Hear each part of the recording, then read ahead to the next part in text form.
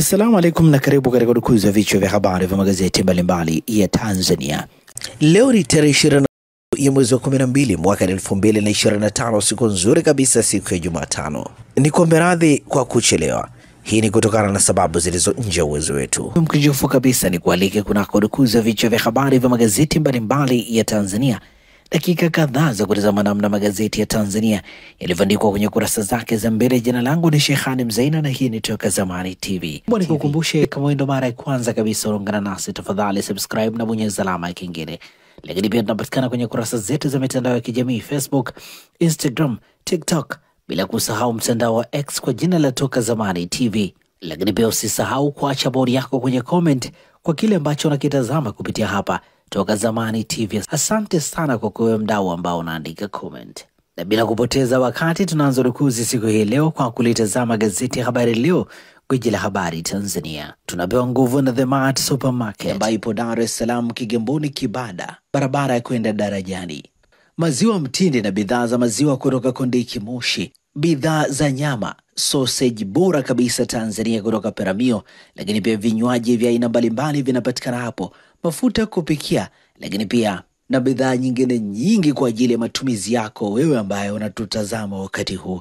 Fika hapo ili uweze kupata bidhaa zako mbalimbali ambazo unazihitaji. Kwa mawasiliano zaidi na The Mart Supermarket piga simu namba 0775946447. Gazeti ya Habari Leo, habari iliyopewa kipaumbele ni mambo safi vijana, serikali ianza kushughulikia changamoto 7. Habari kamili ni katika ukurasa wa pili. Tanzania kuingia ramani ya dunia uzalishaji wa dawa, serikali itangaza mwelekeo mpya, sema ni wa kihistoria. Habari katika ukurasa wa 7. Wadaiwa kodi ya ardhi Kikangoni, habari katika ukurasa wa 7. Christmas kuadhimishwa kitaifa Kigoma, habari imeandikwa kwenye ukurasa wa pili wa gazeti hili. DRC yaongeza mabehewa safari sikukuu, habari katika ukurasa wa 3 wa gazeti hili. Gazeti hili pia limeandika rufaa 28 za watumishi wa umma za kataliwa, habari katika ukurasa wa 3. Watu watatu kortini wakidaiwa kuchoma jengo la CCM, habari katika ukurasa wa 8. 14433 wachaguliwa VETA, wamo wenye shahada ya uzamili, habari katika ukurasa wa 8. Mtambo wa kuchenjua dhahabu kujengwa Shinyanga, habari ni katika kurasa za ndani za gazeti hili. Na hivi ndivyo ambavyo limeandika gazeti ya Habari Leo. Habari Leo likipambwa na habari picha ikimwonyesha Rais Samia Suluhu Hassan akizungumza na Waziri Mkuu Dr. Mwigulu Nchemba Ikulu ndogo Tungu Unguja jana. Pamoja na gazeti ya Habari Leo mikononi mwangu, nalo gazeti Mwananchi lenye habari iliyopewa kipaumbele kwenye ukurasa wa mbele wa gazeti hili ni Lissu aizindua ofisi ya DPP, yaamua kufanya jambo kuziba matobo ya vielelezo vilivyokataliwa mahakamani, shahidi apewa rungu, habari katika ukurasa wa 5. Ripoti uagizaji mafuta washuka, sababu za tajwa, nukuu ya Eliaza Mkuna ikisema siku hizi kuna pikipiki nyingi za matairi matatu za umeme, kuna ongezeko la magari ya umeme na jitihada za serikali kutengeneza vituo vya kuuza gesi zinazoendelea katika maeneo mbalimbali ni kuonesha fursa iliyopo. Gazeti hili limeandika trilioni 8.3 fedha zilizotumika kuagiza mafuta ya taa, petroli na diesel katika mwaka ulioishia Oktoba 2022. Trilioni 5.9 fedha zilizotumika kuagiza mafuta ya taa, petroli na diesel katika mwaka ulioishia Oktoba 25. Undani wa taarifa hii ni katika ukurasa wa 4. Gazeti hili limeandika Russia kusaidia Tanzania kupata satellite yake kujitegemea, habari katika ukurasa wa 4. Uombaji 14400 kujiunga vyuo vya VETA mwakani, habari katika ukurasa wa 2. Gazeti hili limeandika ziara ya Mwigulu ilivyoibua kero heka mikoani, habari katika ukurasa wa 3. Na hivi ndivyo ambavyo limeandika gazeti Mwananchi Jumatano ya leo. Tutazame sasa gazeti Majira, gazeti huru la kila siku lenye habari iliyopewa kipaumbele ni serikali yaja na mwelekeo mpya ujenzi wa viwanda ni vile vya dawa na bidhaa za afya nchini, yasema si mpango wa majaribio bali ni uamuzi wa kimkakati. Habari kamili ni katika ukurasa wa 4. Maelekezo ya Rais Samia yaiva ni kwa wachimbaji, habari katika ukurasa wa 4. Madhara ya rushwa kwenye mifumo ya utoaji haki yaanikwa, habari imeandikwa kwenye ukurasa wa 4. Gazeti hili limeandika mji wa Dr. Hussein Mwinyi wazinduliwa, habari katika ukurasa wa 4. Gazeti hili pia limeandika waziri atoa maelekezo kodi ya pango la ardhi, habari katika ukurasa wa 2. STAMICO kuanza utekelezaji wa maelekezo ya Rais Dr. Samia. Habari katika ukurasa wa 9. Trump, Marekani itazimiliki meli za mafuta ilizozikamata. Habari katika ukurasa wa 19. Hospitali ilivyookoa mjamzito aliyepasuka mfuko wa uzazi. Habari katika ukurasa wa 10. Na hivi ndivyo ambavyo limeandika gazeti Majira, gazeti huru la kila siku. Gazeti Nipashe mwanga wa jamii lenyewe katika ukurasa wake mbele limeandika Dr. Bagonza, connection zitaangamiza Tanzania, ahoji uaminifu na kuaminika katika jamii iliyokata tamaa, akemea vikali utegemezi wa mifumo iliyopo, akisisitiza tumaini bado lipo nchini. Ni katika waraka wake wa undani wa taarifa hii katika ukurasa wa 3, nukuu yake ikisema, tumefika njia panda na kujikuta hatuna amani, hatuna furaha, hatuna matumaini, tumejaa hofu, hatuaminiani hata sisi kwa sisi. Undani wa taarifa hii katika ukurasa wa 3. Wenye stashahada 134 waingia VETA wamo ngazi za uzamili. Habari katika ukurasa wa 3. Daktari aliyeajiriwa wiki moja tu sasa muuza kuku tajiri, mtaji asante wakwe mmemilikisha kampuni. Waziri wa vijana longa. Habari katika ukurasa wa 5. Kuku ni pesa inayotembea na washauri vijana waanze mradi mdogo wa kuku 200 na kuongeza hadi mara 3 kwa mwaka, zingatia usafi na chanjo.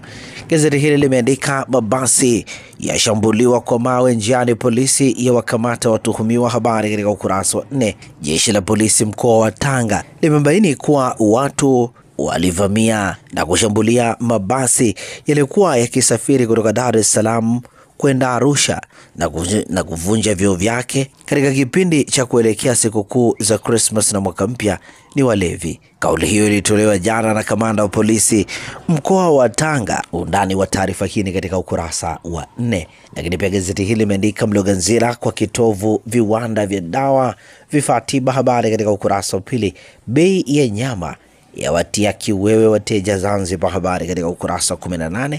Na hivi ndivyo ambavyo limeandika gazeti Nipashe mwanga wa jamii. Kila siku Fort Johanna Daycare and Nursery School inaanza na tabasamu, furaha na ujifunzaji unaohisi kama nyumbani. Tunafuata mfumo wa Montessori. Watoto hujifunza kwa kuchunguza, kugundua na kufanya mambo kwa vitendo, huku wakikua kwa uhuru. Walimu na walezi wetu wamefunzwa vizuri, wana uzoefu na upendo mkubwa kwa watoto, kuhakikisha kila mtoto anahisi kuthaminiwa na kujali. Fort Johanna Daycare and Nursery School ni mahali salama na penye ubunifu, ambapo watoto wanajifunza, wanacheza na kujijenga kwa kujiamini. Kwa wazazi wa Kigamboni na maeneo karibu ya Dar es Salaam, usikose nafasi. Usajili kwa mwaka wa masomo 2026 umefunguliwa sasa. Tunapokea watoto kuanzia umri wa mwaka 1 hadi miaka 5. Fort Johanna Daycare and Nursery School, mahali ambapo kujifunza ni upendo. Tembelea au tupigie simu leo kwa namba za simu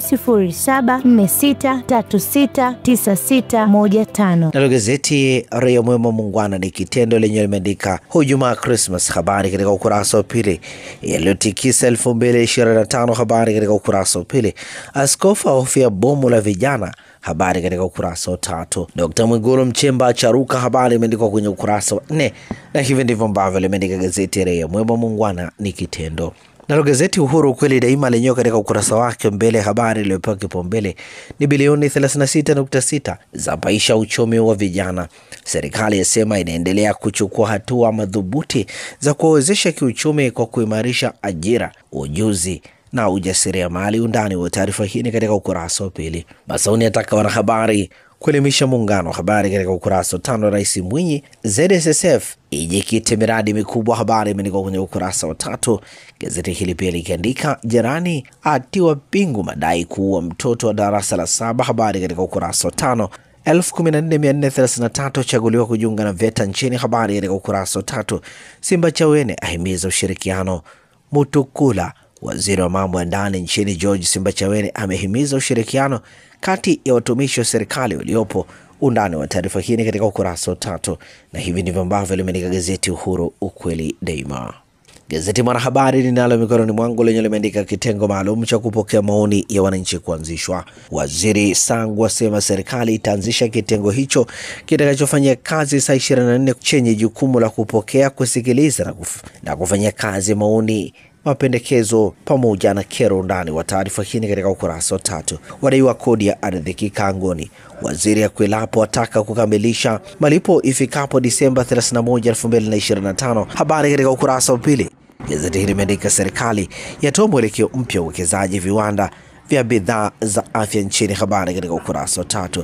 Serikali yaweka mkazo wa sekta ya viwanda na biashara ili kuongeza ajira. Habari katika ukurasa wa 2. TMDA ya wafuata wazalishaji bomba za sindano kujadili masuala ya udhibiti. Habari katika ukurasa wa 2. Na hivi ndivyo ambavyo limeandika gazeti Mwanahabari. Lukiza Autism Foundation inakuletea msimu wa 4 wa harambee kupitia hafla ya chakula cha usiku Autism Awareness Charity Gala Dinner itakayofanyika tarehe 31 ya mwezi wa kwanza mwaka 2026 katika ukumbi wa Mlima City, Dar es Salaam. Lengo la hafla hii ni kuchangisha fedha kwa ajili ya kuwafundisha waalimu wa shule za awali kuhusu dalili za usonji, kutoa tuzo kwa wadau mbalimbali wa usonji, kuwakutanisha wadau mbalimbali wa usonji, kutangaza tarehe ya mbio ya Run for Autism Tanzania 2026 na kufungua usajili wa mbio hii. Kununua tiketi, kufadhili au kuchangia kiasi chochote kile, tembelea tovuti ya www.autismgaladina.co.tz au piga simu namba 0783639335. Ustawi kwa kila mtoto, viashiria vya usonji. Sasa tukikia habari za michezo na burudani kwenye magazeti ya michezo na burudani.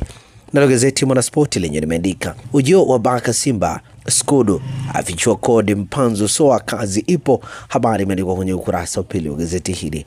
Yanga Sports Club ya Mganda Okelo. Habari katika ukurasa wa 2. Gamondi yapata akili mpya AFCON. Habari imeandikwa kwenye ukurasa wa 8.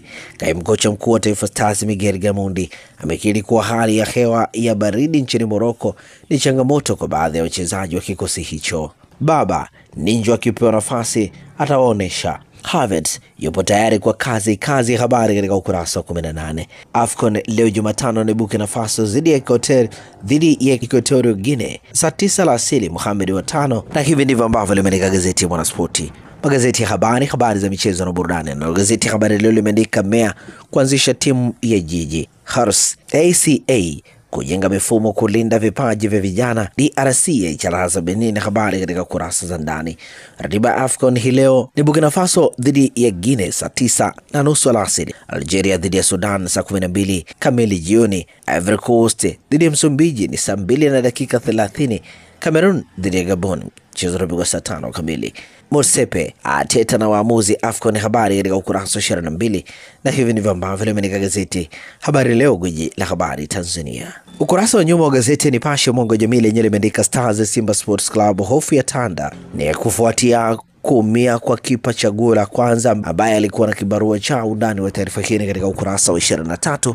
Gazeti hili limeandika Yanga Sports Club yafunguka kumnasa Moningo. Habari katika ukurasa wa 23. Hatimaye Neymar afanywa upasuaji. Habari katika ukurasa wa 21. Na hivi ndivyo ambavyo umeandika ukurasa wa nyuma wa gazeti Nipashe Mwanga wa Jamii. Na gazeti hili la kamilisha dukuzi wa vichwa vya habari vya magazeti mbalimbali Tanzania hapa Toka Zamani TV.